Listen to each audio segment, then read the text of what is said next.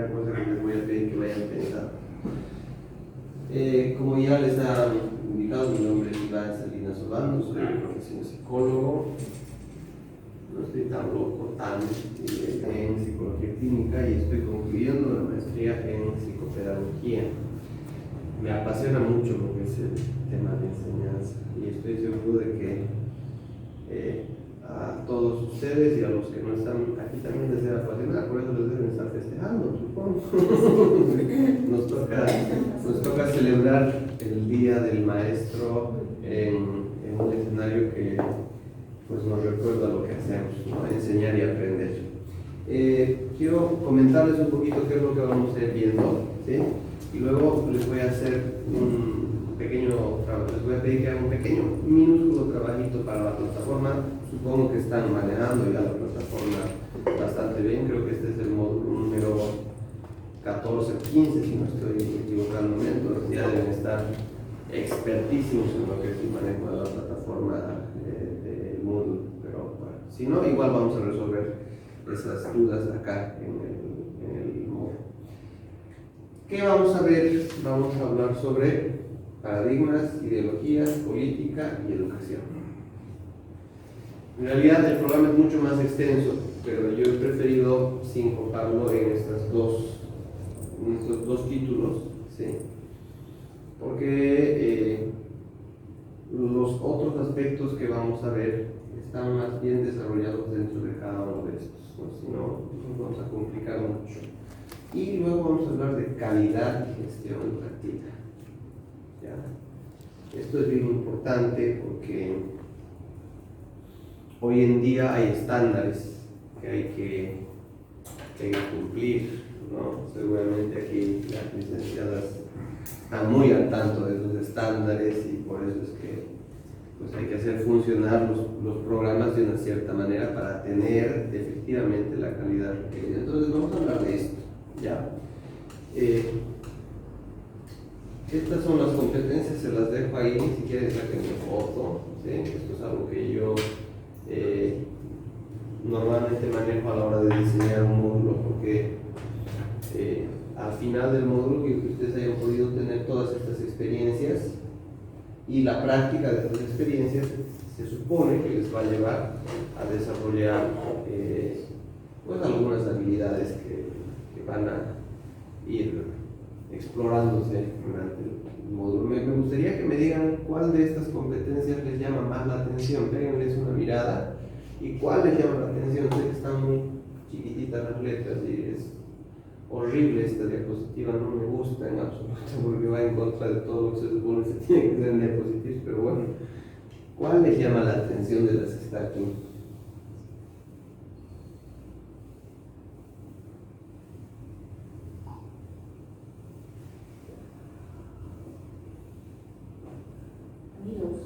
¿Cuáles?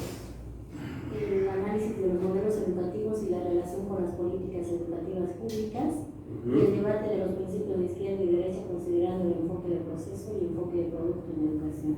Ok. Sí. ¿Por qué le ha llamado la segunda la atención? Esa seguramente va a elicitar una discusión muy acalorada aquí, izquierda y derecha. No sé si el espíritu que dinero. No, sí. Pero está muy bien. ¿Por qué? Yo creo que hay una de las competencias que tenemos que desarrollar desde muy pequeños todos, ¿no? Y estamos en esa tarea, que es la crítica. En el momento en el que nosotros desarrollamos nuestro sentido crítico de la realidad, en ese momento vamos a ser capaces de hacer cambios grandes. Mientras no desarrollemos ese sentido, creo que los cambios no van a venir. Justamente a eso se le llama descolonización, ¿no? Pero está tan maltratado ese concepto en nuestra actual reforma educativa y en la actual concepción que hay de la misma, que la gente tiene una mala comprensión de ese concepto. Perfecto, muchas gracias.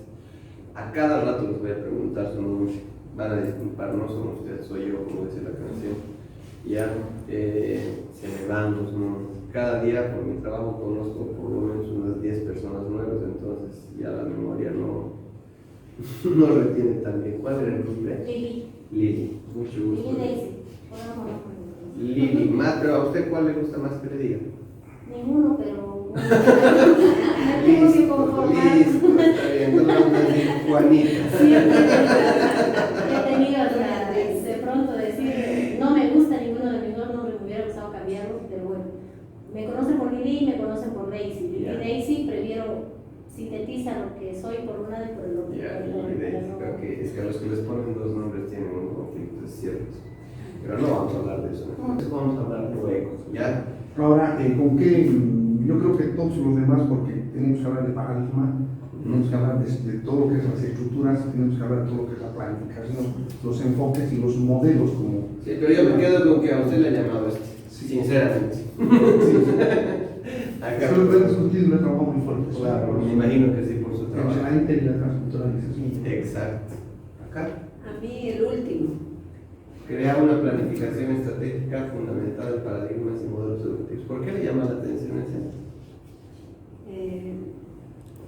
Me gustaría, en una forma de síntesis, algo de innovar, buscar qué es lo que pasa, por qué no hay una buena educación, mejores profesionales, buscar algo nuevo y poner un componente, por decir. Ese concepto que acaba de tocar, ¿cómo era el nombre? Perdón. Felicia. Felicia, de ustedes. Marcelo. Eso que acaba de decir Felicia creo que tiene que ver con calidad también, innovación. Sí. ¿No? Que es algo que se está buscando hace mucho tiempo, no sé si se está logrando realmente. Por si uno compara una clase de hace 50 años con una clase de ahora, ¿cuáles serán las diferencias? Mucho. ¿Cuáles? ¿Qué diferencias podrían? En cuanto a lo tecnológico, en cuanto a los métodos, en cuanto a lo que es el currículum, etc. Ha habido cambios. Bastante. Ahora el tema es medirlos. Ahora, también habrá que preguntarse si son cambios profundos o si son cambios superficiales. Bueno, muy bien, muchísimas gracias. ¿Cuál? Analizan los modelos educativos y su relación con la política educativa pública. El primero que también le llamó la atención a Lili Daisy. ¿Cómo es su nombre usted? Viviana. Viviana, mucho gusto, Viviana. Vaya, ahora está, ¿cuál le llama la atención? Igual está aquí, ¿no? A desvirtuarse. Aprender. Claro. Identificar los componentes de la gestión y organización educativa. Claro, es como más para ordenar las cosas, ¿no? Sí. Ahí atrás, claro. Están aquí, no me van a decir que no están aquí, ¿no? Independientemente de su rol, claro. ¿Cuál le llama la atención? A mí el que me llama la atención más que todo es el explicar la relación entre los paradigmas y el pensamiento político en la educación, más que todo por el tema contextual actual en el que estamos viviendo, ¿no? Y todo lo que es el sistema educativo. De hecho, la palabra político hoy en día es una palabra que genera muchas reacciones, ¿no? Y bueno, no vamos a hablar todavía de esas reacciones. Bueno, estas son algunas de las competencias que estamos buscando lograr. Y aquí tengo estos dos monitos que me encantan mucho. Son dos dibujitos que ustedes se van a encontrar a cada rato en las presentaciones. ¿Sí? Este dibujito significa que vamos a hacer un trabajo aquí, ahora. Este dibujito significa que van a hacer un trabajo, que van a empezar quizás a hacer un trabajo aquí y que lo van a terminar de hacer después a distancia. ¿Ya? Esto nos está hablando un poquito del modo de trabajo, del método que vamos a tener. ¿Qué opinan acerca del error en la educación? ¿Creen que el error es importante? ¿No lo es? ¿Es necesario? ¿No lo es? ¿Qué opinan del error en la educación? En al cubo, necesario, porque más necesario. Si no, no se. Estamos de acuerdo, es necesario, normal, natural. ¿Está de acuerdo con eso? Sí, es necesario, porque del error precisamente nosotros intentamos perfeccionar, ¿no? De los problemas no nace el conocimiento, del error perfeccionamos las cosas. No tanto a nivel perfección, pero sí mejorar. Ahora, en realidad el error es un prerequisito para el aprendizaje, ¿no? Pero ¿será que en nuestra educación tradicional el error es mirado con esos ojos? No. Estamos hablando de enfoques tradicionales de educación. ¿Sí?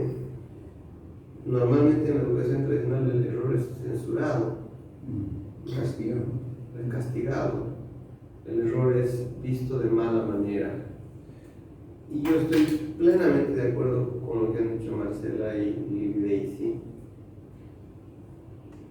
Debemos equivocarnos, es necesario equivocarnos. Si no nos equivocamos, no vamos a aprender. Es más, es muy posible que alguna vez nos haya sucedido que por pura suerte hayamos acertado en algo en un proceso de aprendizaje. ¿Usted ha tenido alguna vez diario? No, jamás. No sabe lo que es esa experiencia. ¿Usted? No. Marcelo, sí.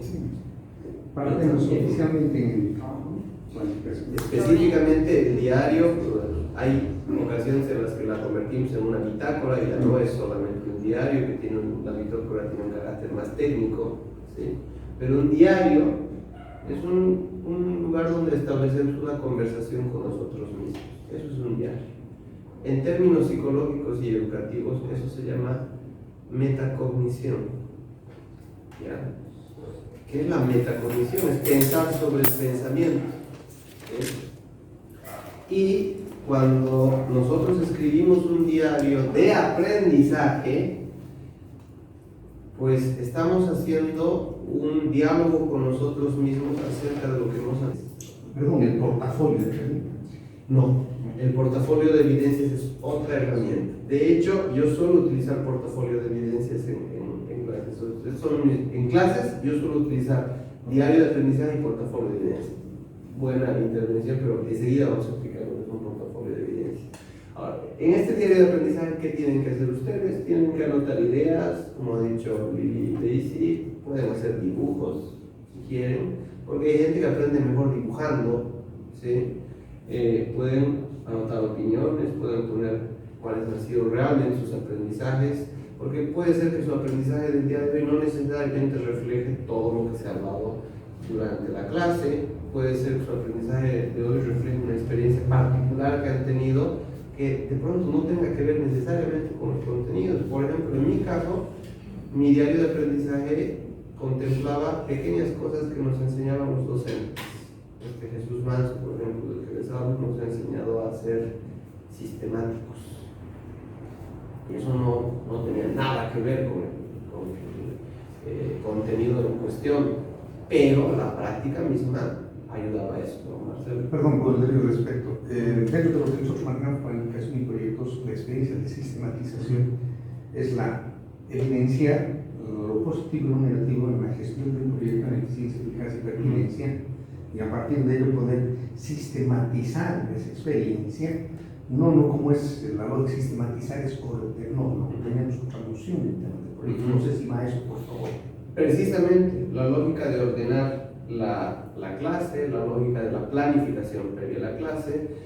Estoy utilizando la palabra sistematizar en un contexto más libre y abierto, por cierto. Gracias.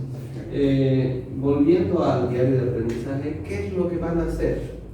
Al final de cada clase van a tener 10 a 15 minutos para revisar y anotar todo lo que hayan pensado y hayan vivido en esta tarde. Este diario de aprendizaje es, ¿cuál de estos dos es este o es este? Es este, ¿no? Van a realizar el diario de aprendizaje aquí, pero la presentación final del diario de aprendizaje va a ser online en la plataforma. ¿Cómo pueden presentar su diario de aprendizaje? Pueden presentar su diario de aprendizaje como un documento de Word, ¿sí? Lo bueno del documento de Word es que pueden meter hasta fotos de las cosas que han sucedido aquí. Es más, podrían ir sacando fotografías, porque de hecho quizá hagamos algunas cosas que requieran iconografía. A mí me gusta mucho la facilitación visual, ¿no? Entonces pueden presentarlo así, pueden presentarlo como un documento de PowerPoint en el que también hagan más o menos lo mismo. También pueden presentarlo como una colección de fotos de una sección del cuaderno que ustedes traen en la que van a anotar sus ideas. Eso ya depende de ustedes. La presentación del diario es abierta y libre a la creatividad de ustedes. Es más, hasta ahora no ha sucedido, pero yo estoy esperando que algún día un diario de aprendizaje sea un link a videos de YouTube. que un estudiante o un estudiante de un posgrado pueda presentar. En lugar de escribir, no les gusta escribir, van a hacer un pequeño video diario. ¿Han hecho alguna vez video diarios? ¿No? Es una idea que les dejo ahí, por ahí. Tutoriales. ¿Perdón? Tutoriales. De pronto los tutoriales no son video diarios, pero sí tienen que ver, ¿no? Los youtubers se hacen famosos por eso, ¿no? Hace poco hemos tenido en La Paz a un youtuber que ha hecho más por el turismo en Bolivia que varios ministerios. Bueno, vamos a hablar de eso en otro momento. Crítico, pero cierto. ¿Alguna duda sobre el diario de aprendizaje? ¿Que les queda claro? A un máximo, un mínimo, no, es libre, totalmente libre. Pueden hacer un diario larguísimo. De hecho, posiblemente la extensión de su diario no sea la única medida de la calidad de su elaboración, ¿sí? Pero yo me voy a tomar el trabajo de leer, porque además me encanta leer los diarios de aprendizaje, ¿no? Porque de pronto... Sobre todo si tiene... ¿Perdón? Sobre todo si tiene chisme.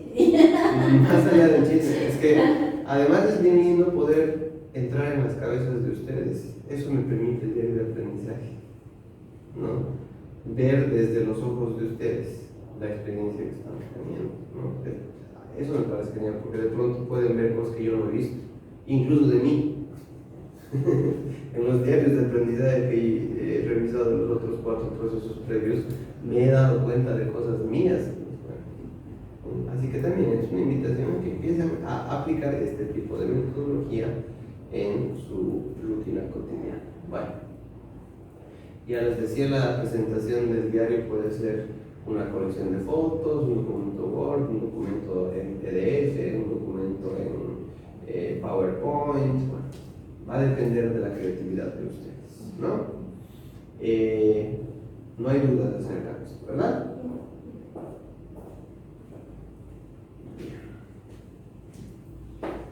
Ya les he sacado foto y bueno, eso es todo en cuanto a la presentación. Ahora les voy a pedir que recuerden esta idea, ¿sí? Esta idea de qué sería lo primero que cambiaríamos en nuestra universidad, en el lugar donde trabajamos, si tuviéramos el poder de hacer ese cambio, indiferentemente de cualquiera que fuera ese cambio. Vamos a hablar ahora de paradigmas, ideologías y política en educación. ¿Ya? De una manera ligera, no he venido aquí a cargarles la existencia con términos recargados. Y si en algún momento utilizo términos recargados, porque a los psicólogos y a los sociólogos nos encantan las palabras difíciles, nos encantan, tienen una extraña fascinación por las palabras difíciles, por favor háganmelo notar. Ya, porque para eso estamos aquí, para que se pueda elaborar y una conceptualización por parte de ustedes, ¿no? Van a entrar a la página de Samsung en sus celulares un ratito, por favor. Tienen, supongo, todos ustedes un celular, ¿sí? Y van a entrar, bueno, yo voy a cambiar de rol aquí, creo que no se ve muy bien, pero vamos a hacer que esto funcione.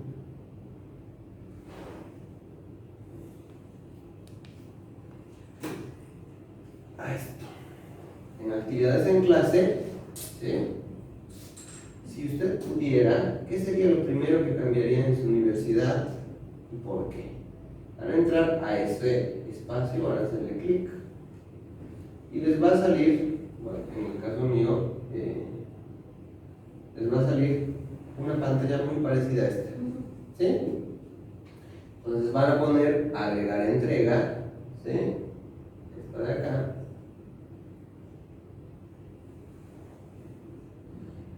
Y les va a salir esto, texto en línea. Y ahí nos vamos a dar un par de minutitos para pensar, ¿sí? Y vamos a hacer una redacción de no más de 5 líneas explicando qué cambiaríamos en nuestra educación, en nuestra universidad, en el lugar donde trabajamos o en el lugar donde hemos estudiado. ¿Qué cambiaríamos y por qué? Educación, pero no como docentes solamente, sino si hemos tenido experiencia como administradores en procesos educativos o como colaboradores en procesos educativos. ¿De acuerdo? ¿Quién quiere empezar? Lili dice. No soy la que habla más. No, Sí, es Está tomando el puesto de muerte. Es Marcelo. siempre yo era el que hablaba más en mis maestrías, por si acaso. Me decían Hermione Granger, ¿saben quién es Hermione Granger? ¿Quién es? A ver, cuéntenles quién es Hermione La Granger. sabe todo de Harry Potter. Ah, con razón. Hermione. La única que no he visto. Exacto. Bueno, mi nombre es Lili Daisy. Yo soy abogada de profesión, también estudié lingüística e idiomas, esa licenciatura. Y bueno, el tema de la educación ha sido una parte de la vocación que creo la tenía dormida, porque siempre me ha apasionado el hecho de aprender y también el deseo de enseñar. Desde la universidad, que es hace años, comencé siendo auxiliar de docente y es a partir de ese momento en que me gustó esto de ayudar a la docencia. Posteriormente a ello dicté clases de preuniversitario, también he estado con algunas instituciones educativas dictando algunas clases. Y bueno, por el tema del trabajo, porque desarrollo mi trabajo en el área del derecho, por el tema del trabajo dejé de lado el tema de la educación. Claro. Y ahora estoy retomando de más o menos 12 años y medio nuevamente. Y ya estoy igual dictando algunos cursos, talleres en diferentes centros de educación. Y bueno, ese es mi... Donde voy, yo sé que el que enseña aprende más que los mismos que están aprendiendo, ¿no? Es una oportunidad maravillosa porque nos da la posibilidad de que estemos actualizados, a conocer gente y a conocer las necesidades de los estudiantes también. Así es. Perfecto. ¿Qué sería lo primero que cambiaría? Gracias. Ay, no sé lo que escribí, pero voy a decir más o menos que... Más o menos la idea general. Que el docente, o más bien establecer una relación, un nexo entre el docente, la administración y el estudiante, que esté enfocada al desarrollo de la potencialidad del estudiante y de su vocación. Desarrollo, administración y estudiante. Sí. Desarrollo de una relación. Ok. Al servicio de que mejore el proceso educativo. Por Sí. supuesto. Ok, muchísimas gracias. Bueno, mi nombre es Viviana. ¿Perdón? Viviana. Vivienda. Yo vengo de una provincia, Alicante. ¿Ya? Yo me dedico mayormente a lo que es mi carrera, soy ingeniera agrónoma. Trabajo en lo que, independientemente, en lo que es la producción, comercio. Es una emprendedora. Y bueno, en relación en lo que podía cambiar, yo coloqué que en la facultad, por ejemplo, en que yo estudié, el problema es que se tenía era el uso de la tecnología, lo cual los docentes no se actualizaban, en otras palabras, Sí. tanto en la parte teórica como en la parte práctica. Entonces, lo que cambiaría sería con el uso de la tecnología. Actualización.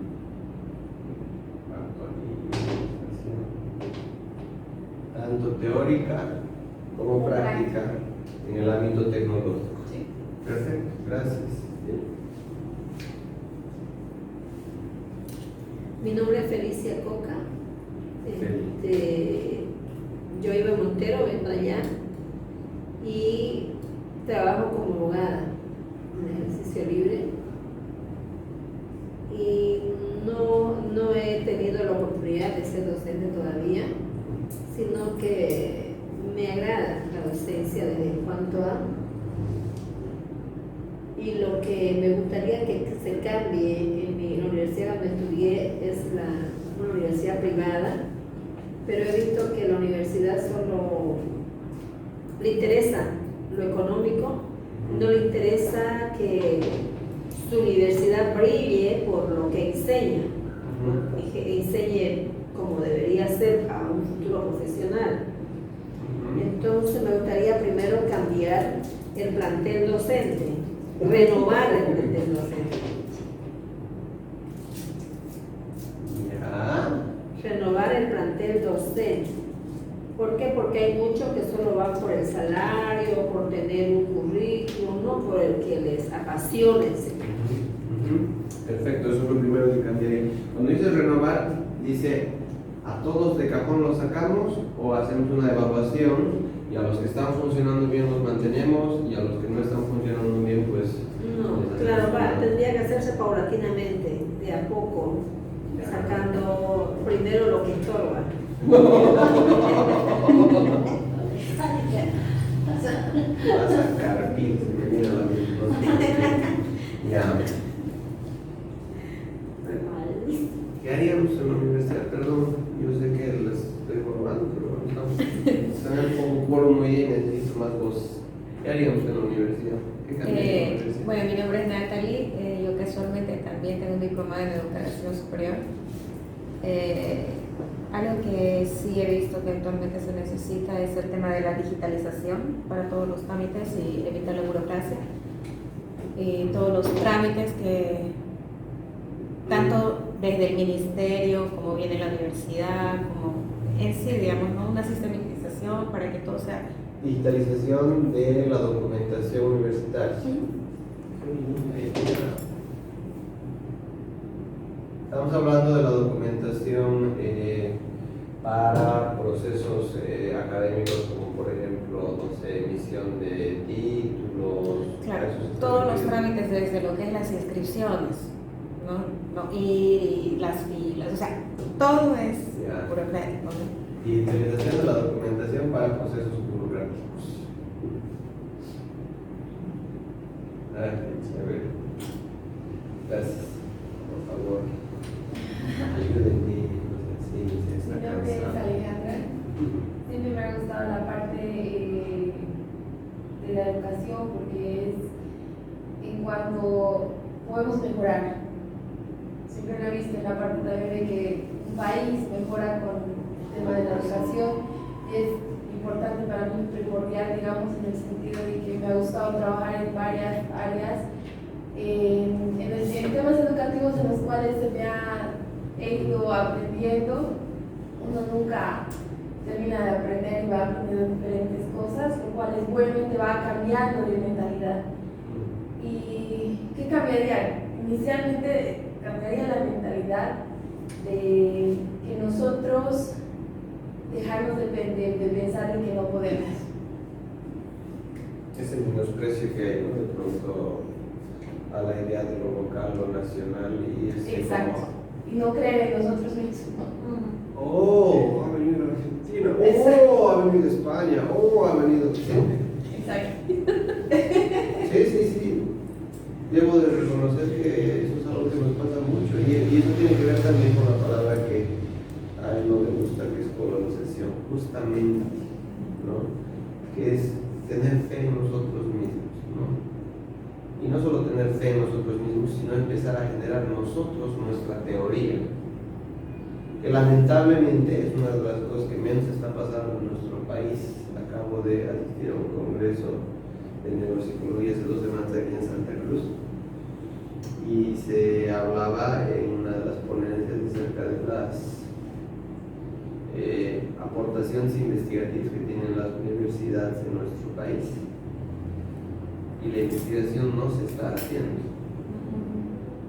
O sea, mucho se habla de que la universidad debería generar investigación e interacción con usted, pero no se hace. Y cuando le escucho hablar a la licencia acerca de las tesis de ustedes, digo, ay, complicado, me escuece aquí. Les digo por qué, porque yo mi primera tesis la tengo acumulando polvo. No la he publicado en revistas, no la he aprovechado como podría haberla aprovechado y no le está sirviendo a otra gente. ¿No? O sea, la investigación que he hecho, que no ha sido mala desde mi punto punto de vista, no llega a quienes debería llegar, ¿no? Como que tenemos miedo a exportar nuestras ideas, ¿no? A mostrar nuestras ideas, y me encanta lo que dices, Alejandra, gracias, de verdad. Vaya, son muchas cosas que se podrían cambiar. Yo tengo un punto de vista un poco más concreto sobre lo que quisiera cambiar. A mí me gustaría cambiar el número de estudiantes por aula y la disposición de aula. ¿Cuántos estudiantes tenían como compañeros de la universidad? A la universidad éramos 124. 124. En psicología, benditos sean los hombres, somos como los enfermeros de la salud mental, los psicólogos siempre son más mujeres que hombres. ¿Ya? Éramos 70 y tantos, ¿no? Porque era la primera promoción. Ahora creo que por curso en psicología están entre 120 y 130 personas por curso, o sea, inscritos, ¿no? Nunca van los 120 o 130. Pero una de las primeras cosas que yo cambiaría sería la masificación estudiantil. ¿Sí? Y otra cosa que me gustaría cambiar mucho es el modo en el que están puestas las sillas. ¿Sí? La pedagogía de la nuca, le digo yo. ¿Sí?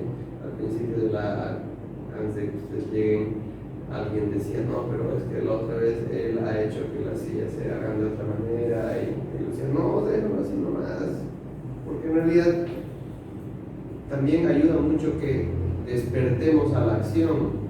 Esta pedagogía en la que hay una persona aquí adelante y varias personas ahí sentadas abajo, muchas veces porque hay una tarima, ¿sí?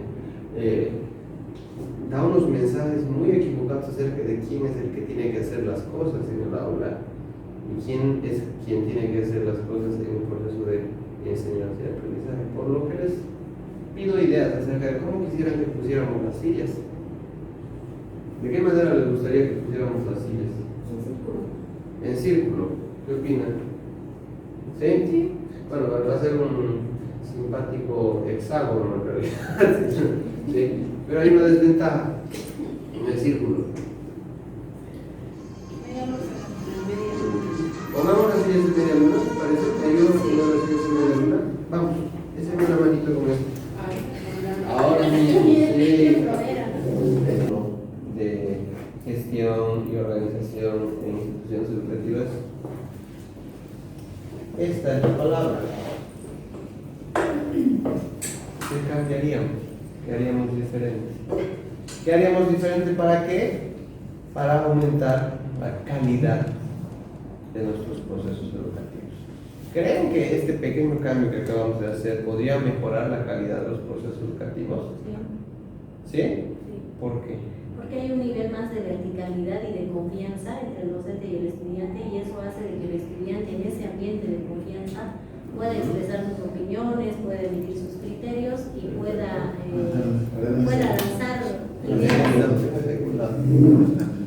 lanzar ideas. Ok. Ahora, fíjense que las otras ideas que han dado sus compañeras, no estábamos, voy a ser inclusivo en el lenguaje, estábamos puras mujeres. Bienvenido, por cierto. ¿Cuál les ha llamado más la atención de las cosas que se han dicho? Que no haya sido su propia idea. A ver, revisen un poquito lo que se ha dicho aquí, ¿no? Hacer una relación docente, estudiantil y administrativa para mejorar los procesos educativos, ¿sí? Actualizar en cuanto a tecnología y en cuanto a teoría a los docentes, cambiar la mentalidad, descolonizar la mentalidad, diría alguno, pero mejor no utilicemos esa palabra porque esa palabra nos puede traer discusiones innecesarias, ¿sí? O sea, empezar a creer en que podemos, ¿no? Interés académico, renovar el plantel docente, digitalizar la documentación para mejorar los procesos burocráticos y administrativos. ¿Cuáles han llamado más la atención de las que están ahí? Solo digan cuál. Alejandra, por favor. ¿Cuál? Relación docente. Esto- Esto plantea un nuevo estamento, ¿no? No sé si un nuevo estamento, me estoy equivocando en palabra. Un nuevo núcleo de toma de decisiones, ¿no? Yo no sé si estoy muy de acuerdo con darle mucho poder a ellos, honestamente. La experiencia como docente en educación superior me ha enseñado que, especialmente si son grupos muy grandes y se representa a muchas personas, por el problema de la masificación, el estudiantado a veces se vicia de ciertas mañas, y bueno, vamos a hablar de eso quizá en algún momento. Pero sería muy interesante que podamos dialogar más verticalmente, y creo que a eso también se hacía referencia hace un momento cuando Lili decía, bueno, esto plantea más horizontalidad. Sí, bueno. La mentalidad. ¿Por qué la llamaba la atención esto? Porque he visto, por ejemplo, en la Facultad de María Grande, habemos estudiantes a veces que los docentes no dan un trabajo y decimos no podemos. Entonces, eso nos lleva a lo que es abandonar la carrera. Trabajar un poco en la autoestima de la persona, pero desde el hacer cosas bien hechas, ¿no? Que debo de lamentar esto terriblemente. Muchas veces los estudiantes el fiel reflejo de la ausencia de conocimiento del docente, ¿no? A veces pasa eso, ¿sí? Nos tocará ser más críticos después. ¿Sí? La tecnología y actualización es una tendencia necesaria y se diría de que es un cambio grande, pero no es así porque estamos ya con la tecnología al alcance de la mano y de pronto no lo estamos empleando. Ya se ha naturalizado. El otro día, uno de mis, yo tengo un centro en Sucre en el que trabajo con recién titulados profesionales juniors, pues tuve la opción de empezar a hacer atención y me decía, pero Iván, ¿por qué no haces tus presentaciones en el celular? No se puede. ¿Sí? Y yo ahí con mi computadora aparatosa, llevando se puede conectar directamente el celular al data show, y con el celular uno puede hacer las presentaciones para tener que estar evitando llevar a todo lado la computadora, porque además se me olvidó que la saquen, ¿sí? Me está enseñando. Estoy queriendo aprender, ¿no? Las pequeñas competencias que a veces nos hacen falta, pero no solamente en esto. Creo que cuando hablaba Vivi, ¿no?, de actualizaciones, también actualización en la propia materia que se imparte, ¿no? Que las universidades son muchas veces muy hábiles para exigir requisitos a los docentes, pero no dan oportunidades de actualización. Yo trabajo en nuestra universidad privada donde les comentaba ya hace unos 12 años más o menos, debo ser uno de los docentes más antiguos, entre comillas, porque psicología no es muy antigua como carrera, y nos exigen a cada rato. Pero ¿y dónde está su último curso de actualización? ¿Dónde está la última maestría? ¿Dónde está el último posgrado? ¿Dónde está el último congreso del cual ha participado usted? Y yo me pongo a pensar, sí, ahora estoy participando, los últimos 3 años me he vuelto muy activo. El año pasado yo a Guatemala a un congreso, este año pienso ir a Perú a otro congreso, hace poco participé como ponente en un congreso aquí en Santa Cruz, el 21 de este mes tengo que participar en un congreso en Potosí, etcétera, etcétera. Pero, ¿y hasta dónde la universidad realmente me apoya? Exacto, ¿no? Y si tengo que faltar a clases esos días, además llevando estudiantes, porque me los llevo, ¿no? Hacemos delegación, 8 estudiantes y tienen la experiencia académica, no es ir a farrear, es ir a aprender. ¿Y hasta dónde la universidad me apoya? ¿Hasta dónde la universidad genera políticas de apoyo a la actualización? ¿Ustedes han tenido alguna experiencia de ese tipo? ¿Su universidad, su institución generaba políticas de apoyo a la actualización? Bueno, no sé, tal vez por el periodo en el que yo he estado en la Universidad de la Tomás Frías en Potosí, Sí. Quizá por el periodo, estábamos en un periodo de acreditación y nos exigían actualizar no solamente a los docentes, a los estudiantes, y nos ha dado la posibilidad de participar y de pronto organizar seminarios, talleres. Espectacular. Porque además no hace falta que la actualización venga desde afuera, y eso tiene que ver con eso, la mentalidad.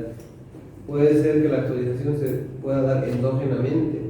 Precioso sería que los docentes pudieran organizarse para hacer seminarios, talleres y actualizarse entre ellos en cosas que les vienen bien actualizarse. Pero muy a menudo no ocurre eso, ¿no? Qué linda experiencia que tiene de ese recuerdo, pero también eso tiene que ver con lo último que ha dicho ella. ¿Cuál es la palabra mágica ahí? Acreditación. Claro, en realidad fue casi como obligado. El fin. Como le obliga, no sé. Pero el fin era la acreditación. O sea, las acreditaciones no son malas. Uy, se nos va. Sí, Nos parte el corazón. De llamar. Ya. Tenía un camión que estaba de viaje a María Grande. Ya. Si no, pegaba el camión ahorita y me Tiene que tener productos para mañana. No, mentira. Que le vaya.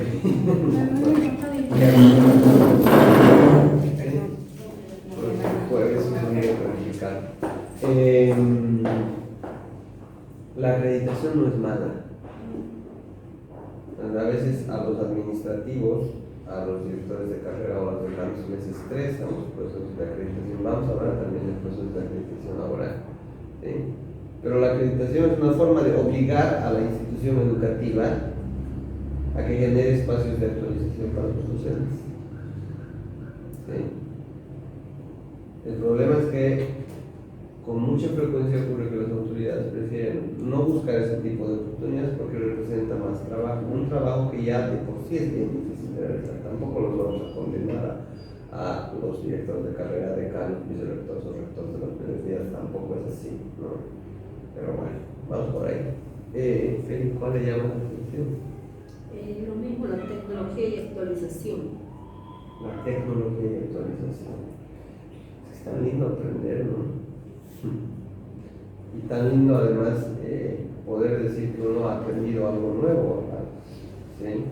No solamente el hecho de aprender, sino el hecho de poder mostrar el aprendizaje sin pecar de creído, simplemente decir, hey, he aprendido esto, quiero compartirlo con ustedes. ¿Sí? Y por ejemplo, yo soy una persona de lo que poquito o nada que aprendí, bueno, si se digo 10 palabras, me quedó 2. Y esa 2 me encanta al momento, regalarla. Claro, porque de hecho, además, eso tiene que ver con una concepción nueva en la educación hoy en día que se llama lo que se denominan sociedades de conocimiento. Sí. ¿No? Que me imagino que ustedes han de llevar un módulo al respecto, ¿no? Un módulo de sociedades de conocimiento, toda la globalización, la disponibilidad del conocimiento libre, digital, y que ahora lo que vale no es lo material, lo que vale el conocimiento per se, etc. Vamos a recordar algunas de esas ideas en este módulo también. Perdón, ¿cuál es su nombre? Pedro. Pedro, un gusto, Iván Sanich, para servirle, Pedro. Perdón, sí. ¿Cuál es la primera cosa que usted haría en su universidad y por qué? Yo quisiera hacer un par de improvisación sobre lo que están hablando, sobre mi experiencia o lo que he visto en universidades de otro lado respecto a la mentalidad, por ejemplo.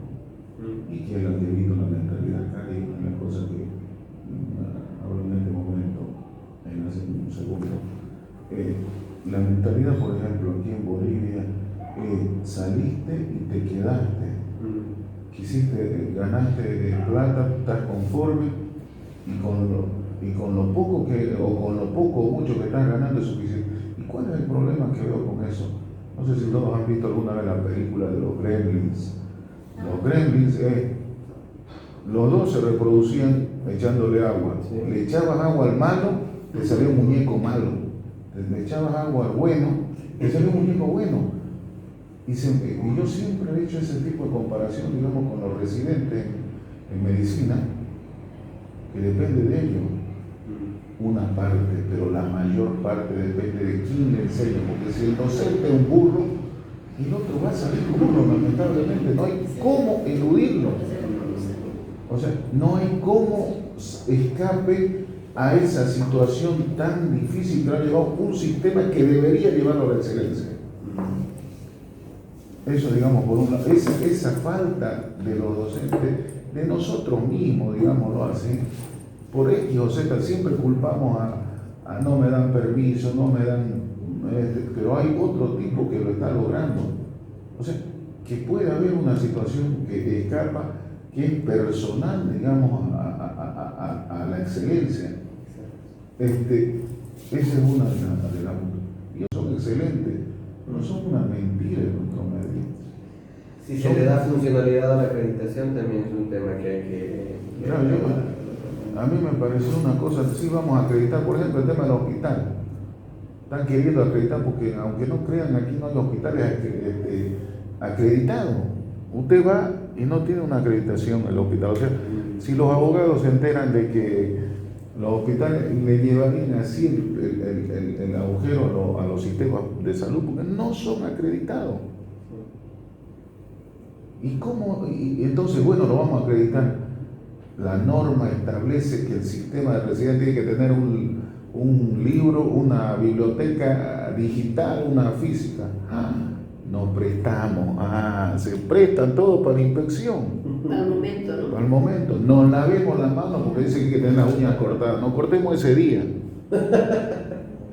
Y resulta que después es triste moverse en esa situación. Oye, yo no estoy de acuerdo, yo creo que debe ser serio. No, ese modelo para este lado, sacarlo para este lado porque es un quilombero, un tipo que no va a poder estar. Esa es la mentalidad. Yo le voy a contar una cosa muy triste que he visto. Y cómo se va, y es lo que refleja el fiel sentido de lo que dice del Gremlins, sale uno malo, uno bueno y no sale. Muchos, no vamos a ver, no, muchos de los que se forman actualmente no saben quizá la especialidad, pero la forma de explotarlo al enfermo saben el momento justo. Y hay un dicho, y se lo digo, se lo cuento porque dice, al pavo y al cliente se lo pela en caliente. Increíble, le digo que vos me hables así. No, es que el jefe dice eso. No, y a ver, ¿qué es lo que vos sabés? Entonces, es una conjunción de todo que cada vez va a peor, como dicen. ¿Me entiendes? Cada vez, yo, y con tristeza he visto los cursos de capacitación en Estados Unidos. Yo tengo, bueno, no decirle nada, pero bueno, tengo 45 años cuando empecé a ir asiduamente por el tema económico a Europa, ¿no? Veía a mi lado, estaba el profesor que disertaba en Argentina los cursos. Aquí estaba otro profesor. O sea, éramos muy pocos los que habíamos de una edad. No había ni uno de, oiga, escúcheme, no había ni un boliviano. Ecuatorianos, peruanos, argentinos, chilenos, pero no había ningún boliviano. Entonces, bueno, una vez era, pero en 10 cursos que vos veas que son básicos y que son los número uno de universidades extranjeras, no esté ni un nacional, ya algo pasa. Llama la atención. Llama la atención. Y ahora cuando he visto, por ejemplo, vámonos a lo que no se quiere tocar, los docentes. ¿Quiénes son los docentes en la mayor parte de las universidades?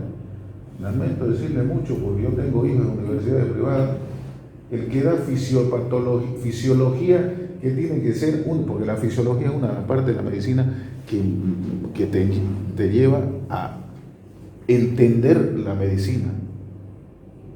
Es un radiólogo que no sabe absolutamente nada de lo que puede saber, digamos, entre el contraste por ahí, pues no sabe nada más. Y se lo digo porque las especialidades son así. En las especialidades se olvida medicina y se aprende poquito. Se tiene que ser capo en poquito. Claro. Entonces no hay un médico. Super especialidad, ¿no? Claro. De hecho, muchas gracias Pedro. De hecho, y perdón que le interrumpa porque ya me No, dicen no. que hay Se desahogó. un momento así como No,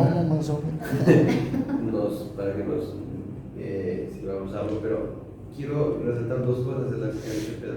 Ha hablado por un lado de la ética en la administración, ¿no? Ha hablado de estos falsos procesos de acreditación que posiblemente muchos hemos tenido que atestiguar, ¿no?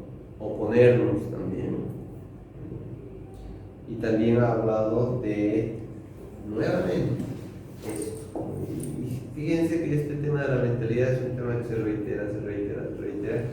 Quiero subrayar este tema y les voy a pedir que se vayan a comer su pequeño refrigerio pensando en lo siguiente. ¿Les gustaría llegar al puesto de autoridad? Sí, no, ¿por qué? En educación. No lo responden ahora, piénsenlo mientras están digiriendo su refrigerio. Y volviendo, vamos a preguntarnos y vamos a responder brevemente. Yo sería autoridad en procesos educativos, me gustaría estar en una dirección de carrera, me gustaría estar, o ya habré estado, en un puesto de decanatura, en un puesto de vicerrectorado, en un puesto de rectorado de un espacio administrativo. Vamos a hacer un break y volvemos enseguida. ¿Ya? Ingresar en ciertos círculos de discusión en los que se toman decisiones. Y me he puesto a pensar, ¿qué pasa con las personas que entran a estos círculos y no tienen ni la menor idea de por qué están ahí, ni para qué están ahí, ni tienen una motivación real para hacer lo que ustedes acaban de decir, para hacer las cosas bien, ¿no? Y que lo único que desean es que se acabe la tarde porque ya quieren ir a comerse la parrillada que tienen esperándoles en casa. Vamos a hablar en este capítulo, larga la introducción, sobre educación de calidad. ¿Qué es un paradigma? ¿Cuáles son los paradigmas de educación? Que esto es un poco recordar algo que ustedes ya saben, tampoco es algo nuevo, pero esto lo vamos a vincular directamente, porque yo no voy a entrar a explicarles de nuevo cuáles son los paradigmas de educación, no tendría mucho sentido que hiciéramos esto, simplemente los vamos a hacer un refresh. Y eso lo vamos a vincular con esta pregunta, que ya les voy pidiendo que la vayan pensando. ¿Debería la educación ser un asunto político? No lo vamos a responder en este momento, lo vamos a ir respondiendo más adelante. Pero ¿qué significa educación de calidad? Vamos a hacer una cosa muy fácil, ¿ya? Cada uno va a decir una palabra o un concepto. No va a explicarlo largo porque si no nos va a dar tiempo. Simplemente va a decir una palabra o un concepto vinculado a lo que considera que es educación de calidad. ¿De acuerdo? Rapidito, como una lluvia de ideas.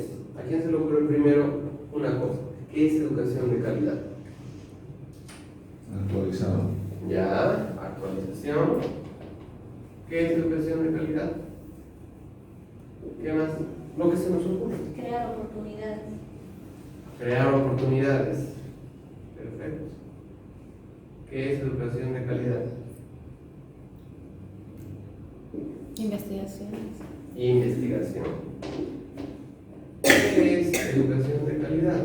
Desarrollo del conocimiento. Desarrollo del conocimiento.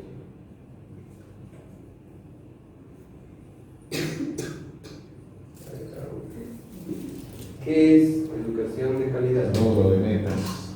¿Perdón? Logro de metas. Logro de metas. ¿Qué es educación de calidad? Innovación. Innovación. ¿Qué es educación de calidad? Mejorar la sociedad. Encargo social, responder al encargo social. Es justamente lo que decía el doctor hace un momento.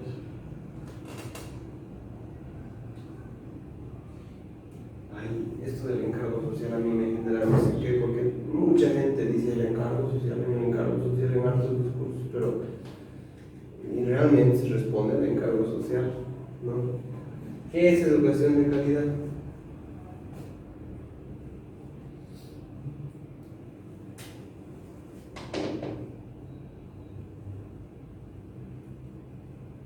¿Han escuchado esta palabra quizá?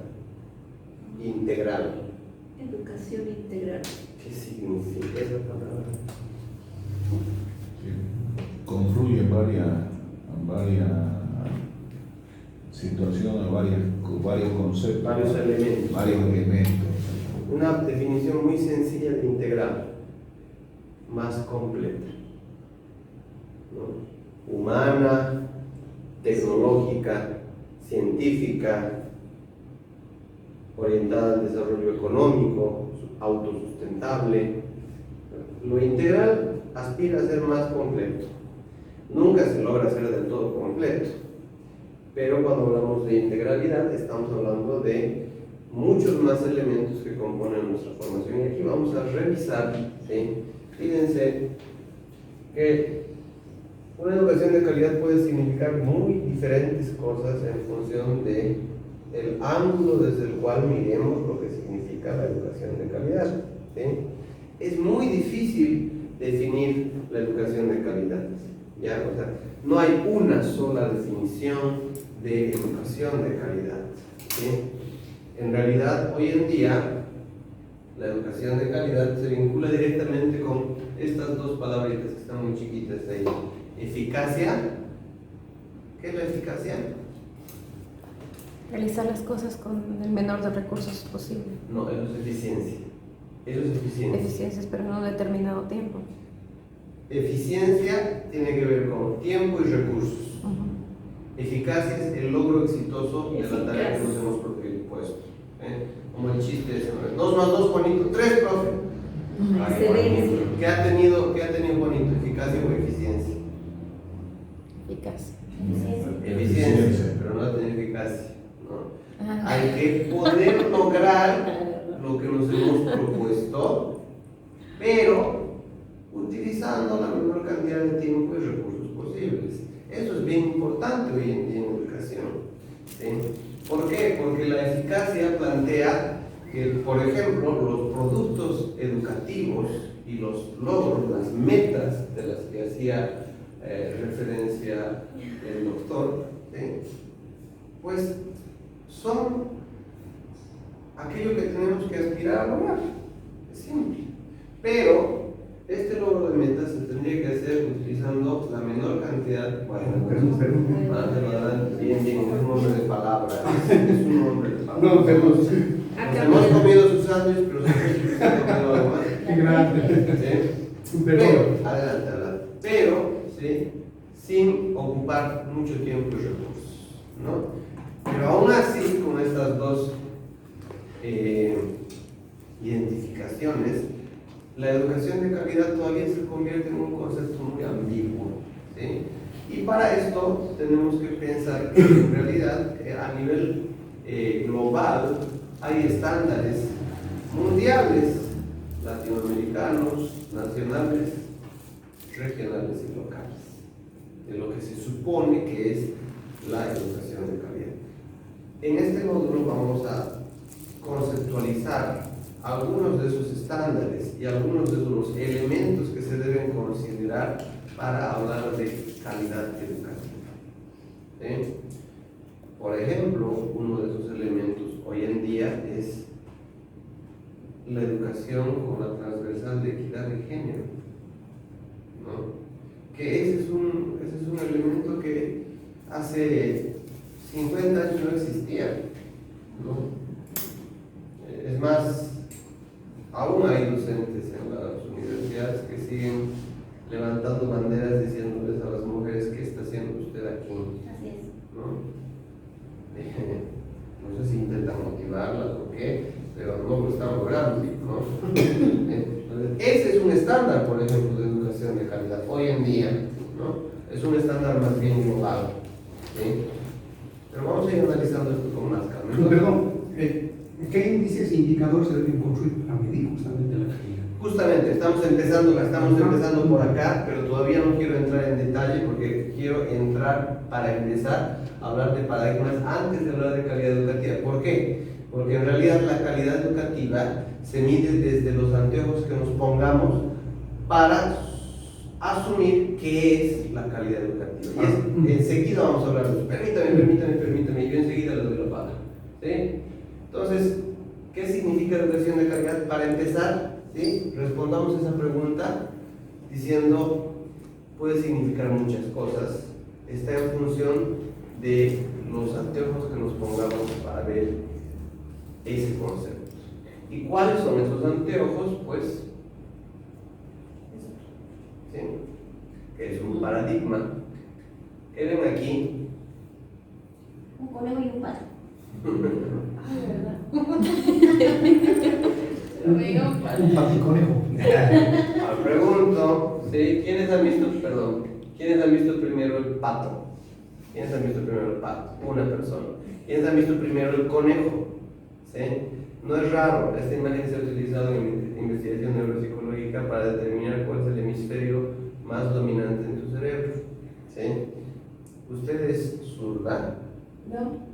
¿Maneja el pie izquierdo? Tampoco. Le cuento que su hemisferio en este caso derecho, tiene mucha incidencia, lo cual significa que debe ser usted muy tendiente a el pensamiento lógico espacial, ¿sí?, a la creatividad y a la generación de ideas espontáneas, ¿sí? Eso me dice esta prueba, ¿sí? Ahora, ¿eso es un paradigma? ¿Sí o no? Sí. Porque es una teoría acerca del cerebro, es una teoría de cómo el cerebro afecta el funcionamiento de nuestra percepción en este caso, ¿no? Los paradigmas, ¿qué son? Es un concepto medio raro, ambiguo, es una palabra de esas difíciles que nos gusta utilizar los cientistas sociales, pero vamos a tratar de traducir en palabras muy sencillas, ¿no?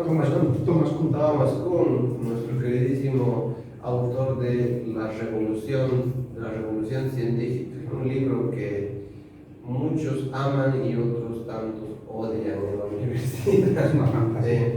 Pero bueno, para ponerlo fácil, una metáfora. ¿Qué es un mapa? ¿Quién me puede decir qué es un mapa? Rapidito, ¿qué es un mapa? Representación de la Tierra, del espacio donde vivimos. Es una representación de un lugar. ¿Sí? Perfecto. Vamos a cambiarle la palabra a la definición que ha dado Lili, ¿no? Sí. Lili Daisy, ¿sí? En lugar de un lugar o de la Tierra, vamos a cambiarle la palabra por una representación de la Geográfica. realidad. De la realidad. Eso es un mapa. Es una representación de la realidad. ¿Sí? ¿Y para qué sirve un mapa? Adelante, pongamos en el celular en silencio. ¿Para qué sirve el mapa? Como dice ese chiste, comprate un mapa y ubicate. Para ubicarse. Correcto. ¿Sí? El mapa nos sirve para saber cómo va la cosa, hacia dónde tenemos que ir, por dónde tenemos que pasar y por dónde no tenemos que ir, qué cosas hacer y qué cosas hacer. El mapa nos sirve para interpretar lo que estamos viendo. Esa es la definición más sencilla del paradigma. Un mapa es un paradigma es una representación de la realidad. ¿Sí? Y esa representación de la realidad nos sirve para qué? Nos sirve para saber cómo funciona la cosa. ¿Para qué va? ¿A dónde vamos a ir? ¿A dónde no vamos a ir? ¿Sí? ¿Cuál es la zona más peligrosa de Santa Cruz? Desde el punto de vista de ustedes. Ya no, antes era. ¿Cuál es? La No, cuchilla. La cuchilla, el kior. El kior. la ¿Cómo dónde queda esto? Noreste. Noreste. No conozco, No he dicho zona roja. toda la vida he escuchado eso. Bueno, ahí me han robado el corazón, la billete. Lleno de mundanos, no mentira. Conocidísimo. Fíjense qué curioso. En realidad, lo que está haciendo Marcelo es mostrarnos su paradigma, ¿no? Porque para algunos es el Plan 3000, para otros no hay ningún lugar de la ciudad que sea seguro. Eso es nuestra representación de la realidad. ¿Sí? Ahora, hay representaciones de la realidad que son más funcionales y mejor elaboradas. Este mapa de aquí es un mapa colombino, ¿sí? Del continente americano. ¿Será el mejor mapa del mundo? ¿O no? ¿Por qué no? Primero está chiquito, ¿Perdón? está chiquito, no está completo. Ya no refleja la realidad. En ese momento, sin embargo, era útil, ¿verdad? Ahora, me pregunto por qué este mapa estaba tan mal hecho en aquella época. La información. No, No se había descubierto. no, este mapa es el mapa que ha hecho Don Américo, ¿no? O sea, correcto. ¿Sí? Que lo que ha hecho ha sido bordear los continentes y mientras bordeaba ha hecho un croquis de cómo era. Es que la tecnología en aquella época no les permitía dibujar mejores mapas. ¿Sí? No había buena información. Y ahí es donde encontramos que un mapa, ¿sí? Puede ser un mapa mejor dibujado, pero dibujado en función de cómo se dibuja. Y aquí, ¿me puede leer la definición por forma de lo? De manera general, una teoría es un conjunto de teorías que sirve de modelo. El modelo sirve para resolver problemas o situaciones determinadas que se plantean. Una definición muy sencilla de paradigma. Estas son algunas otras palabras que sirven para también entender lo que es un paradigma. Ahora, ¿por qué llueve? ¿Quién me puede decir por qué llueve? ¿Por qué llueve? Porque el agua se evapora y se forman nubes. Y las Bueno. nubes hacen que llueva. Con el choque de la corriente caliente con la corriente. Es que hay unos paradigmas. Evaporación con ¿Ese es un paradigma? ¿Sí o no? Sí. Pero, ¿por qué llueve? También puedo responderlo desde la lógica de que lo que pasa es que los dioses están felices con el sacrificio que recién hemos hecho. ¿Ese es un paradigma o no? También es un paradigma.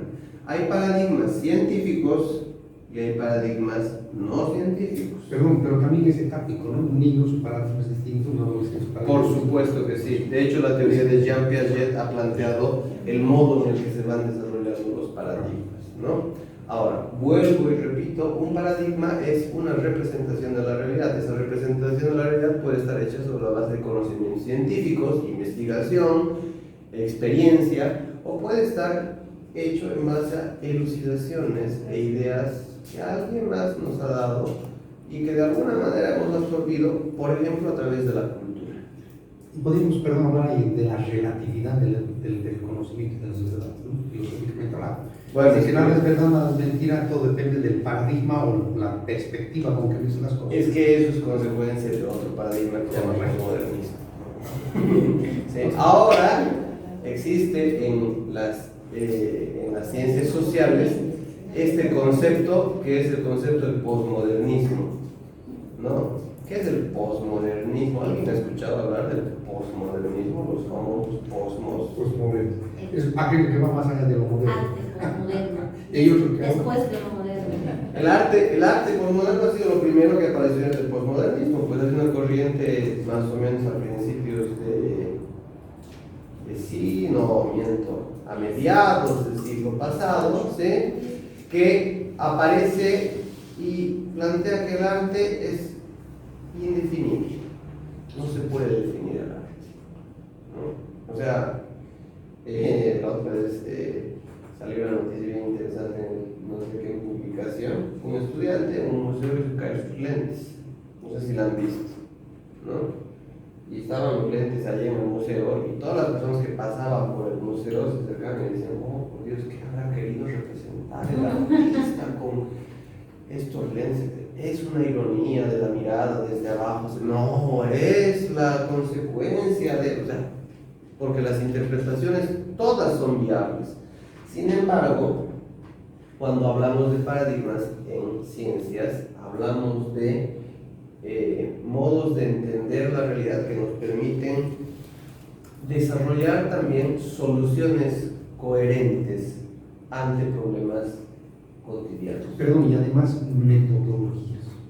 Por supuesto, las soluciones son justamente las Porque metodologías. un paradigma viene acompañado, a ver, un paradigma en economía, de seguir haciendo zapatos cuando el mercado ha cambiado. Entonces es una parálisis paradigmática cuando en realidad el mercado tiene otro nivel de demanda, digamos, un ejemplo. Otro paradigma, el tema, digamos, estamos manteniendo la educación tradicional frente a lo que es hoy en día un paradigma de los conocimientos, ¿no? Y de la sociedad del conocimiento, que es otro paradigma totalmente diferente. Entonces, ¿qué es un paradigma? Es un sistema conceptual que permite comprender el mundo. Eso es un paradigma. Tantas definiciones de paradigma como autores que nos puedan ocurrir. Pero, para ponerlo en fácil, paradigma es el mapa. Es el mapa mental en el que nos movemos. Y las rupturas epistemológicas vienen a partir de la ruptura de los paradigmas. Es que las rupturas epistemológicas, bueno, para no marear mucho incluso con conceptos que pueden ser un poco ambiguos, Incomprensibles y sociólogos confusos.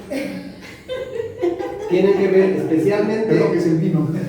tienen que ver esencialmente y especialmente con lo científico.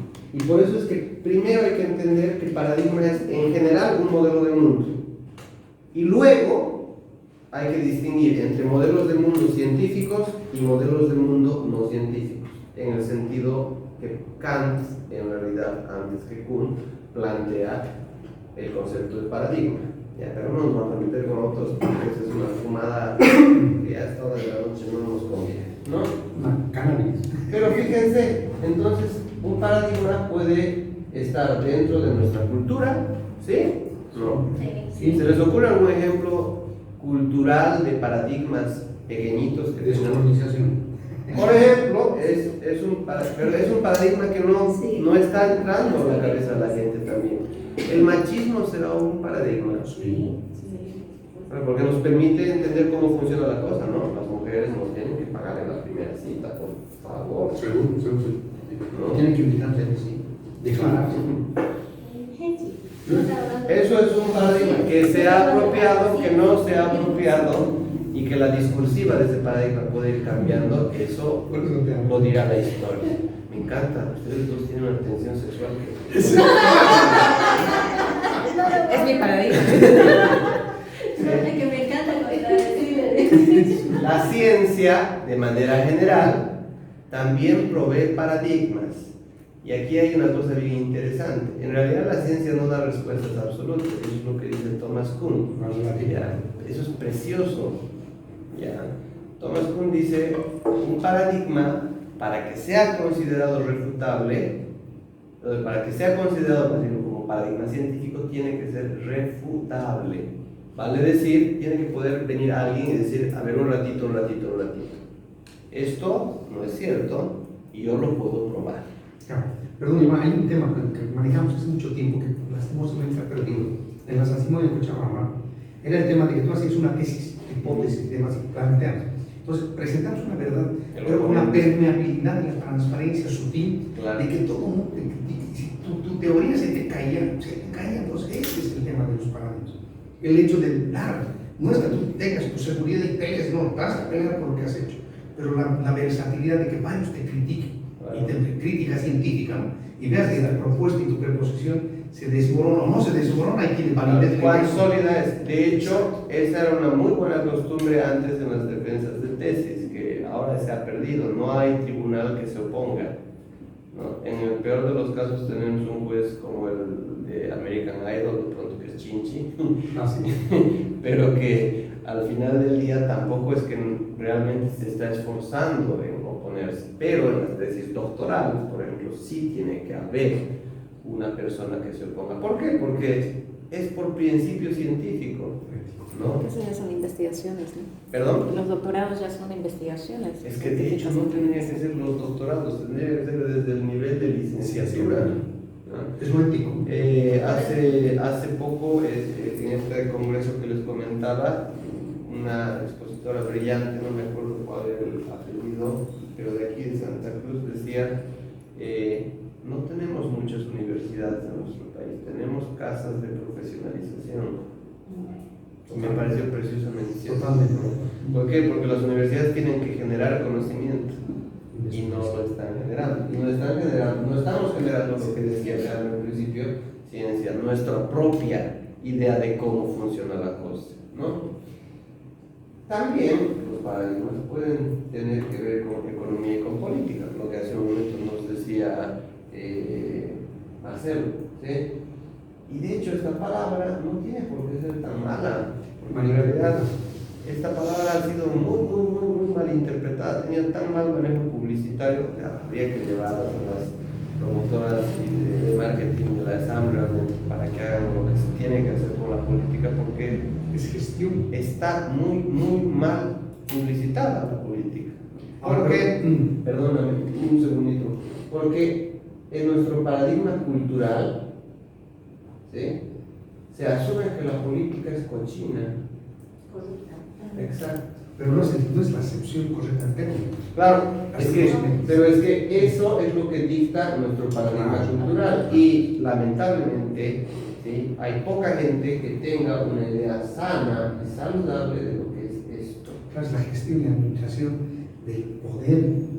Me encanta cómo se adelantan los capítulos. El señor cuando lee los libros seguramente debe ya saber el sí, gracias. Usted que su vida enseñar. Y por supuesto, los paradigmas tienen que ver con educación. Es obvio, ¿no? Bueno, yo siempre soy muy respetuoso a los horarios, pero esta vez voy a preguntar, ¿consideran que podemos quedarnos unos minutos más, asumiendo que hemos empezado casi una hora más tarde y que hemos tenido varias situaciones que, bueno, pues nos han dilatado un poquito? ¿Les parece bien? Quiero preguntar. ¿Sí? ¿Sí? Doctor, muchas gracias. Aquí nos vamos al carro. Y sí, a las 6 de la mañana. Una cosita, y en los paradigmas, el aspecto científico tiene más valor o menos valor. Buena pregunta, a ver, ¿puede repetirla para que la escuchen todos? Pero los paradigmas, ¿cuál es el que tiene, qué es lo que me determina mayor o menor valor? ¿Un paradigma no científico o uno sí que es un paradigma científico? Pues detrás de cada pregunta hay sabiduría, doctor, ¿usted qué cree? Y siempre me voy por lo científico, o sea, un paradigma que no tiene, está agarrado de los pelos, está agarrado de los pelos, ¿no?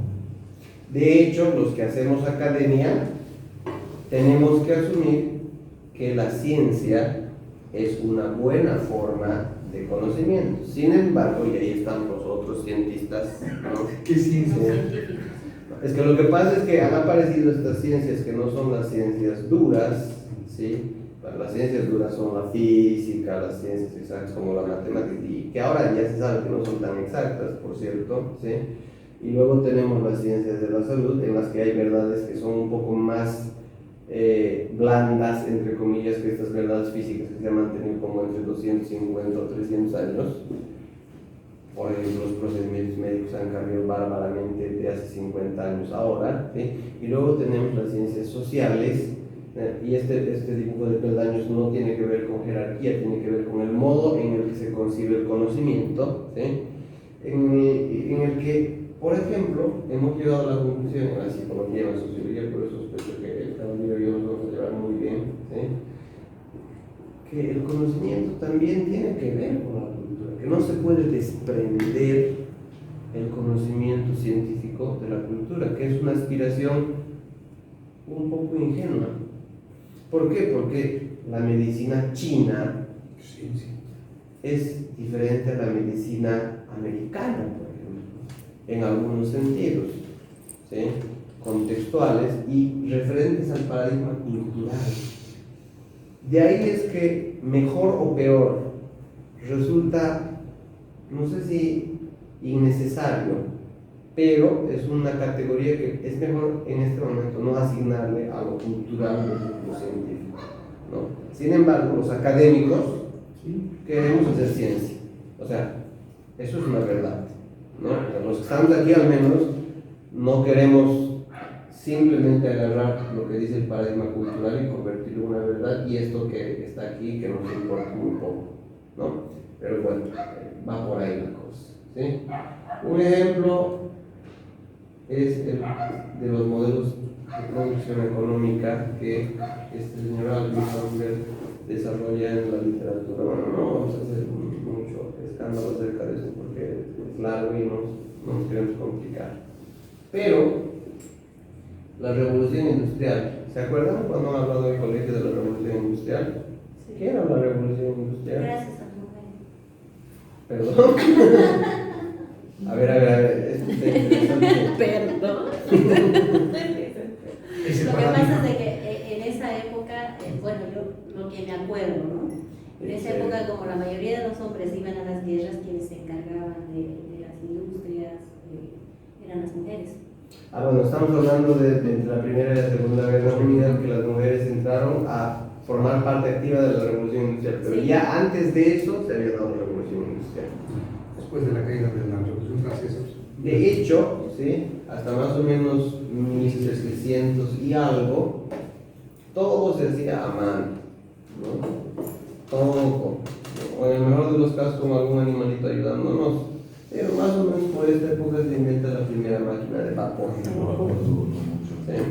Y la primera máquina de vapor ayuda a generar procesos automatizados Y mayor división del trabajo. y facilita hacer ciertas cosas. Y al hacer eso facilita el transporte, facilita la producción agrícola, eso de facilitar la producción agrícola se convierte en el gran avance. Y aquí el paradigma cambia, hay un quiebre en el paradigma económico, porque hasta aquí, quienes tenían la plata los que tenían la tierra. Pero a partir de aquí, ¿quiénes empiezan a tener la plata? Lo que tienen industrias. Cambian las categorías, ¿no? Los feudalistas, La relación social es la capitalistas. Los feudalistas versus los capitalistas, ¿no? Estos son los que tienen la plata como para hacer que alguien nos construya una máquina, ¿no? Marx, uno de los primeros representantes, ¿no? De esto. Perdón, Marx, Karl Marx. Karl Marx, que además escribe Sí. tanta cosa muy interesante. O sea, Yo me adelanto porque No, vaya, nos vemos mañana. ¿A qué hora? A la salida nos vemos ahí en la en el Siete. corral. 7 también. Entonces, bueno, en esta época la plata la tiene el que, más bien el poder lo tiene el que tiene plata. Pero allá por 1950 hay otra revolución económica y es el inicio de la revolución económica en la cual nos encontramos en este momento. Es la revolución de la información. En 1980 la Fue computadora. la primera fábrica de computadoras importante y reconocida a nivel global en el mundo. ¿Cuál era? IBM. Como que los de IBM eran lo máximo en aquella época, ¿no? Y ellos eran las primeras computadoras que eran unos monstruos gigantescos, más grandes que esta habitación.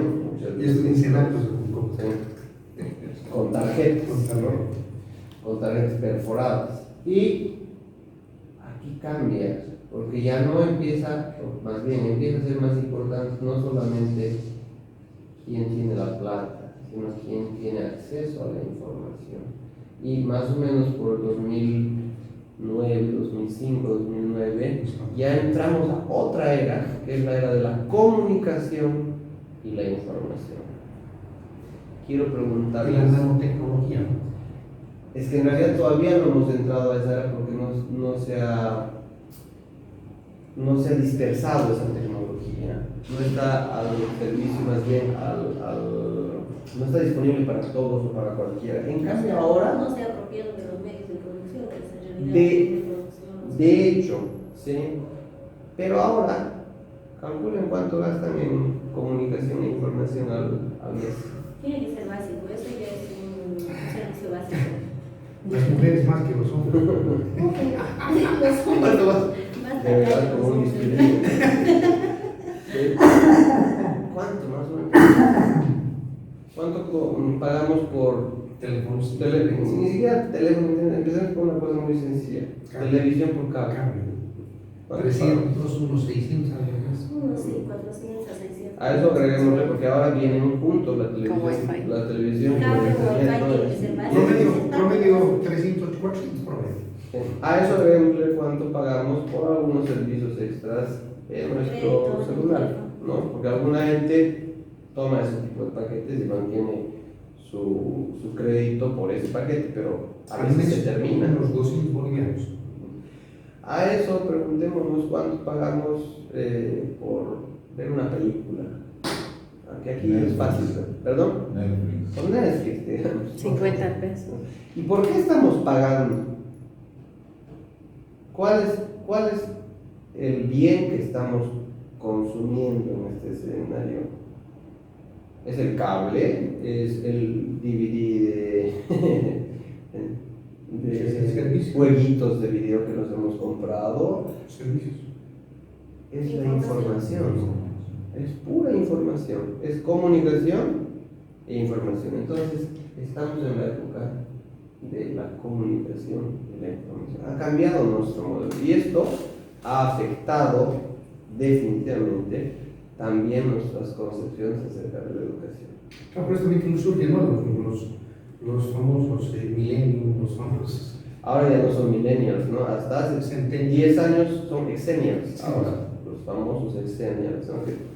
¿Sabían, no? Que los millennials son una población que tiende a la depresión. Sí, sí. ¿No? O sea, los millennials además son muy sensibles de todos. El mundo está en contra de eso. A partir del 2020, pero ya están igual los post-millennials, los que son la generación Z. En realidad, desde el 2010 me parece que ya estamos hablando de exennials, que la investigación que se está haciendo en países anglosajones ha demostrado que las generaciones exennials son un poquito menos pesimistas que las generaciones millennials, ¿sí? Y trabajan mejor en equipo, porque los millennials son individualistas. Los juegos. En cambio, los exennials son buenos para trabajar en red, En redes. ¿no? Cosas bien Se interesantes. conectan. Claro. En cambio, los millennials están en su cuarto viendo YouTube. ¿Y cuáles son esos? Los millennials. Yo soy Ya millennial. nací a partir de los 80. Del 80 para arriba, más o menos hasta el, pongamos, el 2000 y algo, ¿no? Sí. ¿Me puedo subir a mi gremio? Por favor. Tú y yo somos dinosaurios. Sin embargo, sí, esto ha tenido consecuencias bien importantes para la educación. Y aquí me voy a mostrarles este cuadrito en el que les voy a preguntar cuál de esas ideas les llama más la atención. Aquí está descrita la educación de la era industrial y aquí está descrita la educación de la era de la información y la comunicación. ¿Cuál de estos conceptos les llama la atención? Están comparados, por supuesto, ¿no?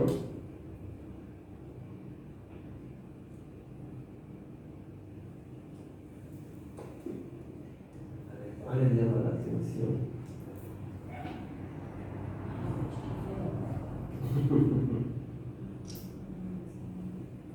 Yo me voy a la toma de decisiones, ¿no? Compartir. Yo la organización basada en equipos. ¿Dónde está esto? Organización basada en equipos. Acá. Correcto. ¿Cuál le llama la atención? Autonomía con responsabilidad. Autonomía con responsabilidades. Alejandra, ¿cuál le llama la atención a usted? Personalización. A usted. La iniciativa y la diversidad. Iniciativa y diversidad. Que se oponen totalmente a cómo era antes la educación, ¿no? Personalización versus estandarización. Antes para todos lo mismo. Ahora no, vos tienes ciertas habilidades. Busca en internet esto y a ver qué te parece, ¿no? Competencias. La organización basada en equipos es algo que todavía no sabemos manejar en nuestro país, es bien triste, ¿sí? De hecho, una investigación a nivel educativo en Latinoamérica demostró que la principal competencia transversal que deberíamos generar a nivel educativo es la capacidad para trabajar en equipos. El módulo anterior, perdón, llevamos la materia de responsabilidad social universitaria, entonces donde se trabaja a partir de proyectos. Entonces, eso es la parte. También de la toma de decisiones compartida y el tema de organización basada en equipos. Porque de hecho ahí se habla de interdisciplinaridad, transdisciplinaridad, etcétera, etcétera, etcétera. pero lo que menos sabemos los latinoamericanos es escuchar. Esto es precioso. ¿Ya? Sabemos monologar entre dos, pero no sabemos dialogar. ¿No? Señal de eso como discutimos en pareja. ¿No? Sí, pero es que también tiene que ver con la forma en la que nos han educado, porque no nos han educado para hacernos escuchar, ni para escuchar al otro, nos han educado para no te copies de mi examen. Como una especie de imponer. O para repetir de memoria algo que ni siquiera estamos comprendiendo, a veces, ¿no? Es como eso que decía que, ¿cuál es más fácil decir? ¿Los huevos de la gallina o los blanquillos de la consorte del gallo? ¿Cuál es la? Somos de ciencias sociales, me van a disculpar, es como cuando los ingenieros cuentan chistes, nada de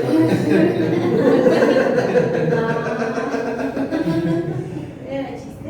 Estos de acá, ¿sí? La organización basada en equipos, la autonomía con responsabilidades, la toma de decisiones compartidas, el trabajo en redes, ¿sí? Son elementos directamente vinculados con lo que a nosotros nos importa de este módulo. ¿Transversales? No, no son transversales, son formas de gestión educativa. ¿Sí? La gestión educativa implica tomar decisiones para hacer cambios en nuestra educación. Eso es lo que hemos dicho al principio del módulo. ¿Y cómo tenemos que tomar decisiones? En equipos.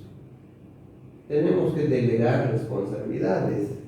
Algo que no sabemos hacer en Latinoamérica es delegar responsabilidades. Normalmente la persona inteligente, la lideresa o el líder, ¿sí? Toma decisiones y dice, bueno, tú vas a hacer esto, tú vas a hacer esto, tú vas a hacer esto, pero ahí lo ves 10 minutos después respirando en la nuca a la persona a la que le ha delegado una respuesta. Estás haciendo bien, no te he dicho que hagas así, y no confía. Estoy seguro que esa experiencia la han debido tener alguna vez, porque realmente no tenemos esa En las capacidad. ONGs y en las universidades. Prácticamente en cualquier nivel de institución. De hecho, bueno, si me permiten hacerles un pequeño paréntesis, yo en este momento me estoy formando en lo que se llama facilitación integral, que implica básicamente el reconocimiento de diferentes niveles de conciencia de las personas. ¿Ya? Hay personas que tienen conciencias más tecnocráticas, a esos les llamamos en facilitación integral los anaranjados. Los anaranjados quieren resultado, ya no más producto, ¿no? En cambio, los que tienen una conciencia diferente, que es una conciencia vincular, a los que les llamamos los verdes, quieren ser familia, abracito, cuidemos el planeta. ¿Sí? Hay instituciones que son bien anaranjadas.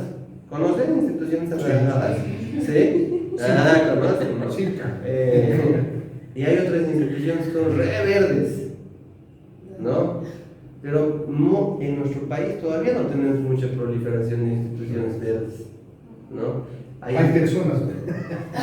Pero eso es otra cosa, ¿no?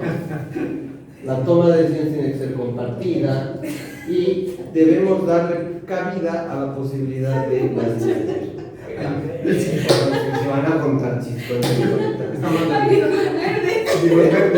¿Quién? De los viejos verdes. Ay, también viejos Verde, muchos. Sí.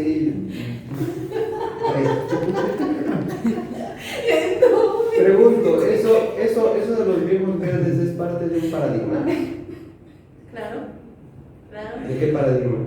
Que si estuviéramos maduros sería otra cosa. No me entiendo. Eso es parte del paradigma machista, porque no hay viejos verdes. No hay. Bueno, porque no la Porque conocen. las mujeres nunca envejecen pues, también. Porque no la conocen. Pero no sé si han escuchado hablar del concepto de la cougar. ¿Saben lo que es una cougar? No. Es el análogo al viejo verde, pero en países anglosajones. No. Sí. Una devoradora de jovencitos. Y que hay mucho aquí, harto. Pero es que no las conceptualizamos todavía y por lo tanto todavía no las vemos, Es que es por la soy machista. justamente. Pero entre mujeres, Bueno, entre mujeres se vemos contarán, y lo seguramente. reconocemos. Vale. Nos vamos a quedar acá. El día de mañana vamos a continuar porque si seguimos así, esto no sé en qué va a acabar. Hemos pasado de los viejos verdes a las cugas, y a nosotros vamos a llegar. ¿Sí? Y hablamos de los gremlins. Mañana nos vamos a ver. Yo les insto, por favor, porque hoy día sí hemos empezado un poquito tarde. Yo sé que hoy es un día muy particular por lo que se está festejando, sobre lo que se está celebrando, pero mañana empezamos a las 7 minutos de la mañana. Además, les pido, y eso me No, 7 de la noche. Claro, perdón, 7 minutos de la noche, perdón. Les pido que traigan sus computadoras mañana. O, si tienen un muy buen motor de celular, que traigan su celular. Porque hay celulares que son excelentes y que no necesitan la computadora. Pero si no tienes mucho manejo de tu celular, trae tu computadora para que te podamos asesorar, porque la idea es básicamente que vamos a empezar a subir trabajos. De hecho, ya hemos subido tu primer trabajo hoy día, ¿no? Ese pequeño comentario que hemos hecho. Está disponible y que lo pueden subir llegando a su casa, Marcelo, Pedro, ¿sí? Entrando a la página del ESAM. Tienen que hacer un pequeño comentario de qué cosas cambiarían en su universidad. Nada más, 3 líneas, y eso ya cuenta como trabajo. ¿Ya? Bien, mañana nos vemos a las 7 en punto de la noche.